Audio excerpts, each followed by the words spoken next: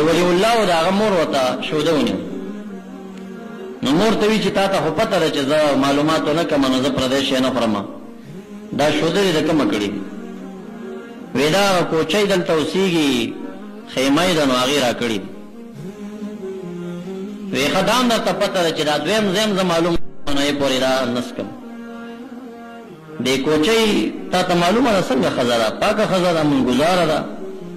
وی او زه پېژنم ډېره پاکه ښځه ده، د خدای د رضا یې ما ته را کړي دي. وی ښه څنګه چې دا جام دې خولې ته نږدې که؟ وی یو تپوس بلم کوم وی څه؟ وی د دې کوچۍ دا ګډان کوم ځای کې سري؟ وی دا د مکې معظمې ګورنر هم ګډان لري او دا هم ګډان لري، دې دواړو یو شپونکی دی په شریکه سري. وی ښه ته خفه نه شي، دا جام بېرته واخله، د ګورنرانو ګډان ضرور پردو پټو کې سریږي، نو دا به هم سرېدلی چې. نو احتیاط خو داسې دی چې هغوی دومره احتیاط باندې عمل کړی. اگر که دا مسله نه ده عامو ته چې سړی یسرو ولا تعسرو، دین مسایلو کې اساني کوئ.